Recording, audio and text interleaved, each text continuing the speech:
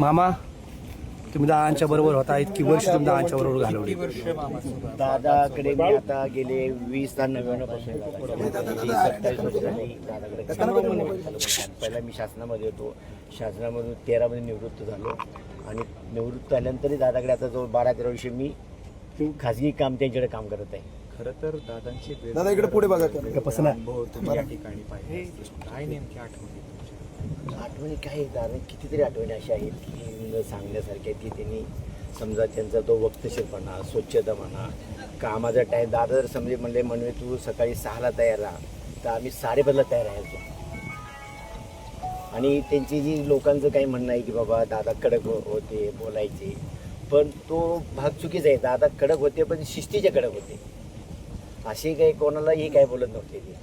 आणि एखादा कुणी जाऊ द्या, सामान्य माणूस छोटा मोठा कुणी असलं तरी ते त्यांना मदत करायचे. माझं तर काही विषय नाही. मंगळवारी शेवटची कॅबिनेट झाली त्यावेळेस तुम्ही सोबत होते दादाच्या. काय रात्रीपर्यंत? हो, रात्रीपर्यंत मीटिंग चालू होतं. मीटिंग संपल्यानंतर ते आम्हाला असं ठरलं की बाय रोड पुण्याला जायचं आणि पुण्यात मग करून दुसऱ्या सकाळी ह्याला जायचं, बारामतीला जायचं. बारामती सकाळी 10 वाजता निराव ऑगस्टला दादांची सभा होती. अशा 2-4 सभा ठरल्या होत्या. कशामुळे उशीर झाला? काय झालं? उशीर काही झालेला नाही. दादांनी ठरवलंच की आता म्हणजे आम्ही बऱ्यापैकी 99% आम्ही बाय रोड जायचं होतं. बरं. आमचा शंकर मुलगा आधी बॅगा सगळ्या तयारी ठेवल्या होत्या की आपण बाबा बाय रोड जाऊया.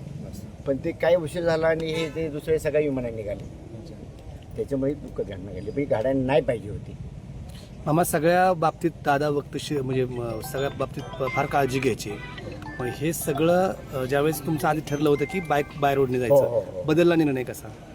रात्री उशीर झाला नाही. काही मिटिंगमुळे जातो रात्री उशीर झाला. थोडासा उशीर झाल्यामुळे म्हणले बस सकाळी डायरेक्ट बारामतीला विमानानं जाऊया.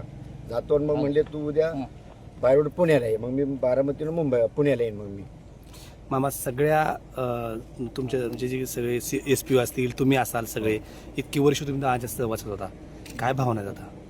भावना काय आता साहेब की एवढं दुःख वाटतं एवढं की आम्हाला तर काय बोलू शकत नाही. आणि मला तर अजून माझं मन असं म्हणतं की दादा आपल्याच आहेत. अजून दादा गेले नाही. त्याचे फोटो बघितले ना तुम्ही, बघा त्यांचे फोटो बघा तुम्ही, त्याची किती वाईट वाटते साहेब. बघा मामा, ज्यावेळेस अजित पवार असायचे त्यावेळेस अजित पवार अनेकदा कॅनव्हास सोडून निघून जायचे, पण त्यावेळेस मात्र तुम्ही सोबत असायचं. कसं तुमचं टायमिंग ठेवायचं किंवा नाही टायमिंग मी आता तुम्हाला पहिलं काय सांगितलं. दादा म्हणले जर 5ला म्हणले तर आम्ही 7:30ला तयार असणार. मग दादा रात्री 12 वाजो 2 वाजो गाडी आमची नीट सकाळी आम्ही अर्धा तास गाडी तयारच. अगोदर दादा म्हणले 5-4:30ला गाडी तयार असायची.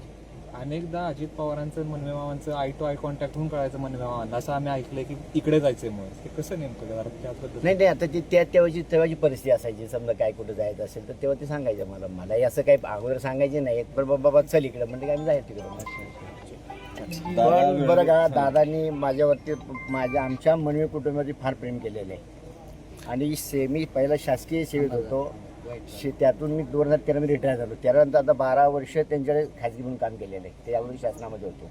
मामा मनवेमामांचं कुटुंब कुठलं? मी सातारचा तालुका जिल्हा सातारा, मुक्काम मनवेवाडी.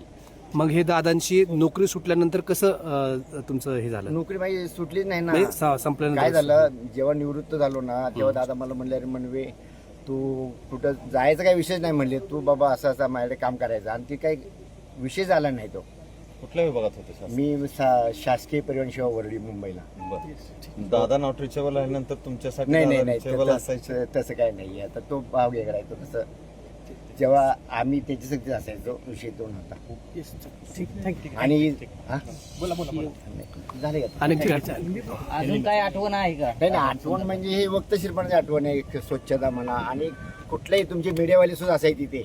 आमच्या देवगिरी बंगला असू द्या, प्रेमकोट असू द्या किंवा सहयोग असू द्या, चहा पाणी दादा स्वतः सांगायचे मनवे त्यांना चहा नाश्ता देण्याची व्यवस्था कर. तुमचे TV9 वाले मुंबईला निम्याचे बघा प्रेमकोटला. तुम्ही कोण आहात तर ते त्यांना कंटिन्यू कोरोना काळामध्ये सुद्धा दादांनी जी सोय केली होती चहा पाणी नाश्त्या पाण्याची. थँक्यू.